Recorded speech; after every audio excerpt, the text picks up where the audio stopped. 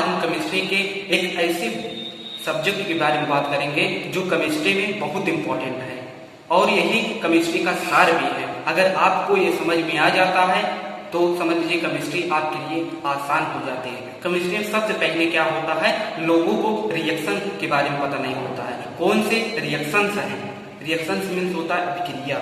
तो अगर जब तक आपको अभिक्रिया के बारे में पता नहीं होगा तब तक न तो आप भौतिक अभिक्रिया के बारे में जान पाओगे न ही रासायनिक अभिक्रिया के बारे में जान पाओगे। तो आज मैं यहाँ से अभिक्रियाओं पर एक ऐसा टॉपिक लेकर आया हूँ जिसमें आपको सभी केमिस्ट्री की जितनी भी अभिक्रियाएं हैं वो आप सबको मिल जाएंगे।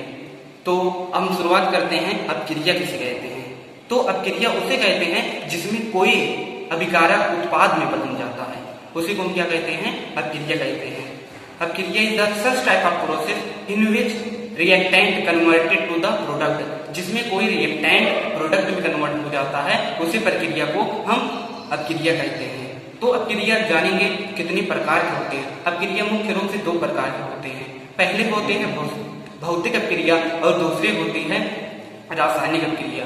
भौतिक अभिक्रिया वे अभिक्रिया होते हैं जिनमें कोई पदार्थ की अवस्था, पदार्थ का रंग और पदार्थ का ताप में बदलाव होता है। ऐसे अभिक्रियाओं को हम भौतिक अभिक्रियाएं कहते हैं।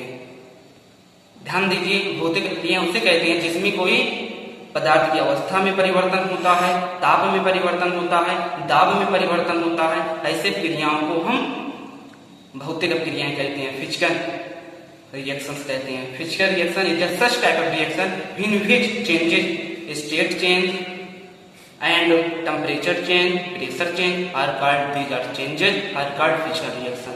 And second, chemical reaction. Chemical reaction is the most important in chemistry. Chemistry में chemical reaction बहुत important होता है। तो आज हम chemistry में chemical reaction के बारे में जानेंगे। यही chemical reaction रासायनिक अभिक्रिया के बारे में अगर आप जान जाते हो, समझ लीजिए आपको chemistry आने लगेगा। तो आज हम जानेंगे भौतिक अभिक्रियाओं के बारे में और भौतिक अभिक्रियाएं कितनी प्रकार के होते हैं, और साथ साथ रासायनिक अभिक्रियाओं के बारे में जानेंगे और रासायनिक अभिक्रिया कितनी प्रकार के होते हैं। तो आते हैं देखते हैं। अभिक्रिया मुख्य रूप से दो प्रकार के होते हैं। पहले होता है भौतिक अभिक्रिया और दूसरा होता है रासायनिक अभिक्रिया।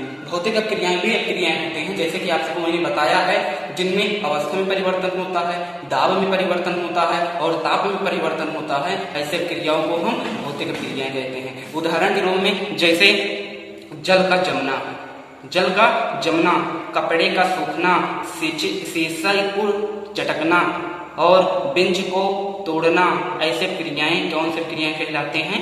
भौतिक क्रियाएं कहलाते हैं। तो आप लोग को समझ में आ गया, भौतिक क्रियाएं मुख्य रूप से दो प्रकार के होते हैं। पहले होते हैं तीव्र क्रियाएं और सेकंड होते हैं मंद क्रियाएं।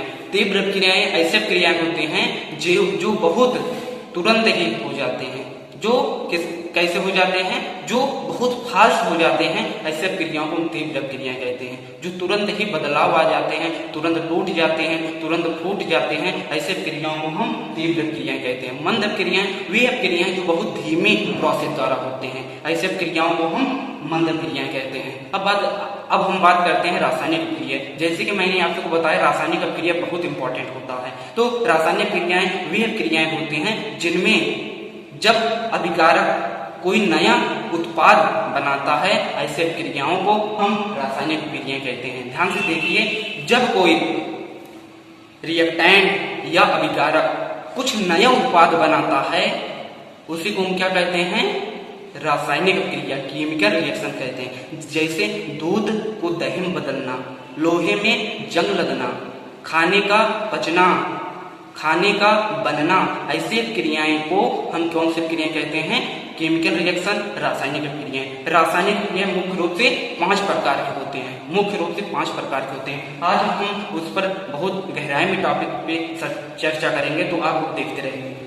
सबसे पहले होते हैं संयोगात्मक क्रिया। संयोगात्मक क्रिया वैसे वे क्रिया होते हैं जिनमें 2 या 2 से अधिक अणु, 2 या 2 से अधिक परमाणु या 2 या 2 से अधिक अणु संयोग करके एक नया उत्पाद बना लेते हैं। ऐसे क्रियाओं को हम कहते हैं संयोगात्मक क्रिया।